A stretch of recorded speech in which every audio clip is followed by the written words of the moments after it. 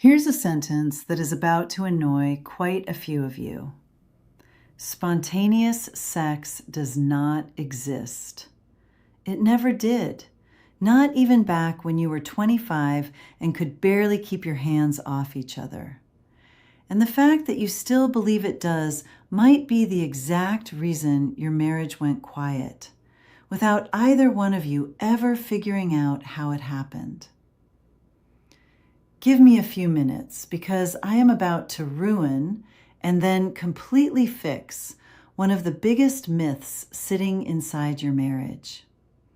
I'm Dr. Joyce McCarthy, a couples intimacy coach here in the US, and I need you to trust me for the next several minutes because I promise you this is going somewhere you genuinely do not expect. You remember spontaneous sex, the two of you, young, no warning at all, and suddenly you're all over each other. And ever since, some part of you has believed that real desire strikes like lightning out of a clear sky, zero preparation required. So now, when lightning stops striking on command the way it once seemed to, you've quietly decided something is broken. Your wife has lost interest. The passion is gone. Age got you. Okay, except none of that is true, and I'm about to show you exactly why. All right, here's where it gets a little embarrassing for you, so brace yourself. That spontaneous night you remember so fondly, you were not there for the part that made it happen. You showed up for the finale and assumed you'd watched the whole show. Think back honestly. On the nights that turned into something, did she happen to shower a little earlier than usual? Did the house get tidied out of nowhere? Did she put on that one perfume, the one you always noticed, on a random Tuesday for no reason at all? You called that spontaneous because you personally didn't plan a thing, but she did. She was quietly setting the stage for hours, and you walked in during the last 5 minutes and thought you'd witnessed the whole production. That's like showing up to the end of a 3-hour dinner party, eating the last bite of cake, and telling everyone you cooked the meal. Now hang on to that thought because it's about to get a little funny and also a little sad at the same time. Men have spent decades bragging to each other about spontaneous sex like it's a magic trick they personally pulled off. Meanwhile, a small army of wives across this entire country have been quietly doing prep work behind the scenes that their husbands never once noticed. The same way nobody notices the stage crew because everybody's too busy watching the actor take a bow. You didn't stumble into spontaneous passion. You walked into somebody else's finished project and signed your own name on the bottom of it. You see, I'll admit something, because I am not exempt from this either. This is a little embarrassing to say out here, but I have caught myself doing this very thing for close to 40 years of marriage, and I never once called it what it actually was until fairly recently. If I sense, even faintly, that tonight might be the night, I find myself tidying a room that didn't need tidying, showering a little earlier than usual, reaching for a lotion I don't wear on ordinary days. I never sat down and decided to do any of it. I just noticed, looking back, that I always had.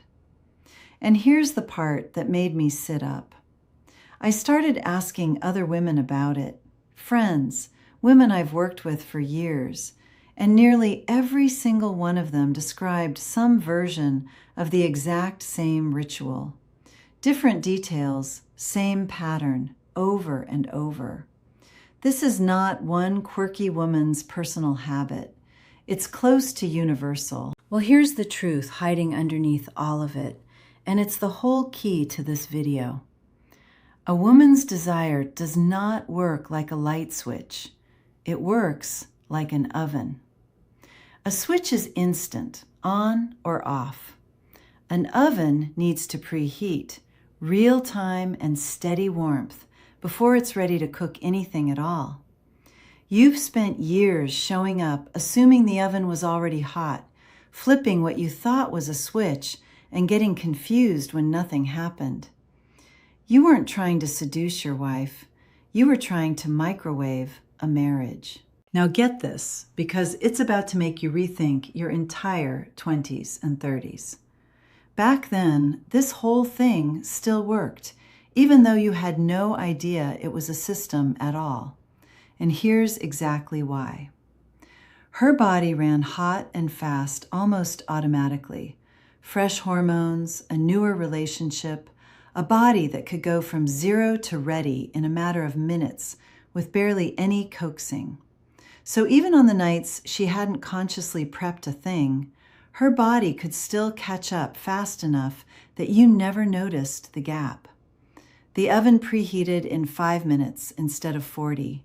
You got away with flipping the switch and having it basically work most of the time because her biology was doing you a huge invisible favor.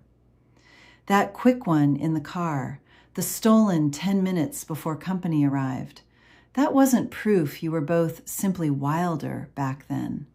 It was proof you had better equipment. And here's the twist that explains everything happening in your marriage lately.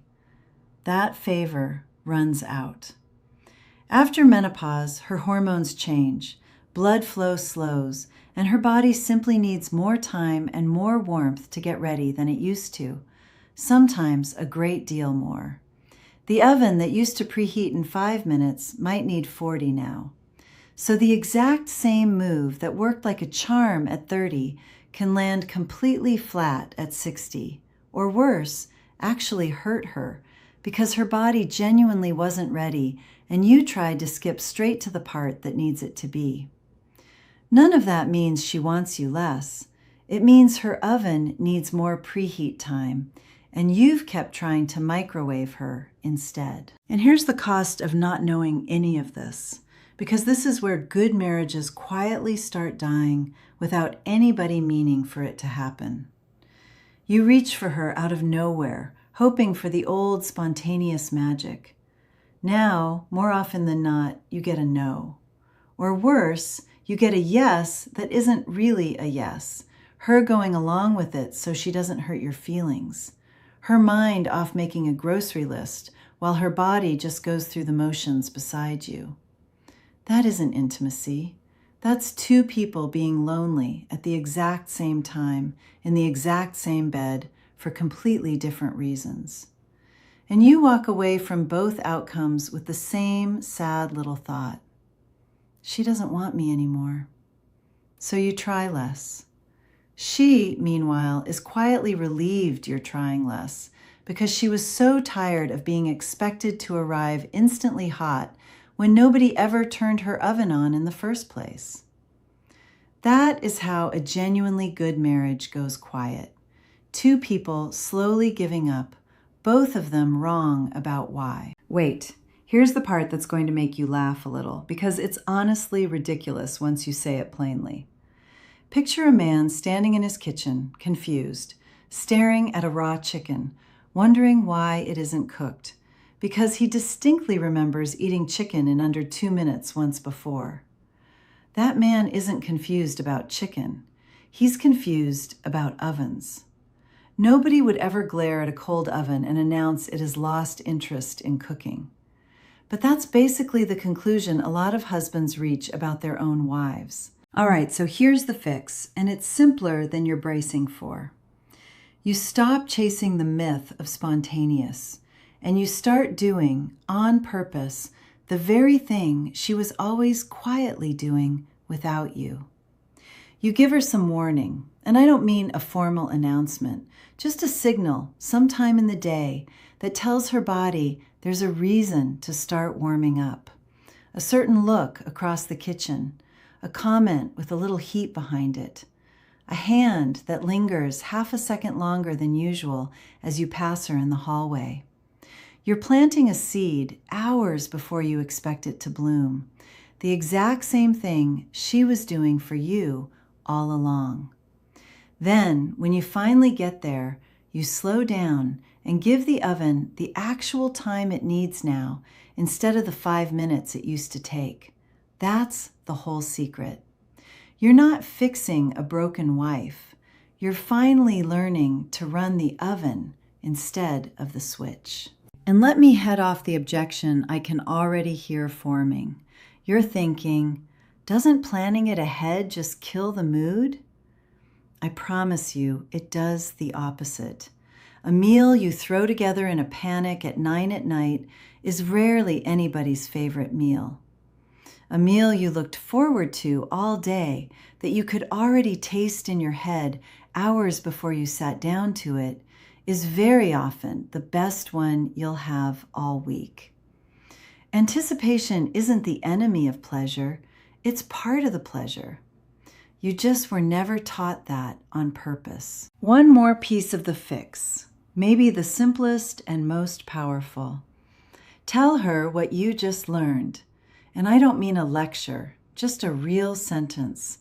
Something like, I think I finally understand why the spontaneous thing worked when we were young, and it's making me want to do this differently now. You'd be amazed how much goodwill that single sentence buys you. A woman who has spent years quietly preparing without ever once being noticed for it will feel something shift the moment her husband finally sees the work she was doing all along. And hold on, because I have a full video already on the way that walks you through exactly how to do this, step by step. What to say, when to say it, how much warning actually works without turning into pressure. So keep an eye out for it, because once you understand the fix I've just handed you, that next video shows you exactly how to put it into practice. Before I give you the twist ending, and there is one, do something for me down in the comments.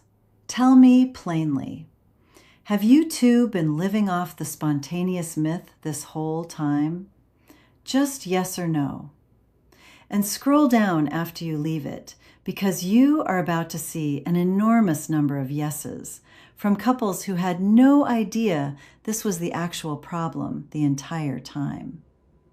And while you're there, go ahead and subscribe, because that follow-up video is coming, along with a great deal more truth like this every single week. You see, here's the twist. You'd assume the couples who plan their intimacy, who actually talk about it, who set aside real time on purpose, must be the boring ones, the ones who lost whatever spark the spontaneous couples still have. It's almost always the exact opposite.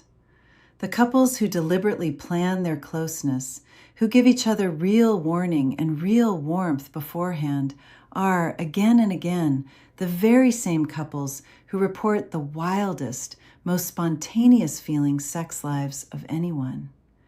Because real spontaneity was never about the absence of planning. It was always about the presence of anticipation. And anticipation is a thing you can build on purpose. The old spontaneous nights you remember so fondly were never actually spontaneous.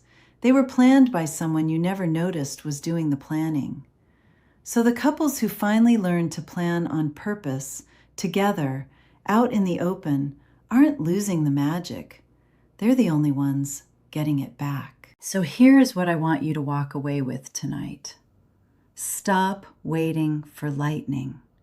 Lightning was never real.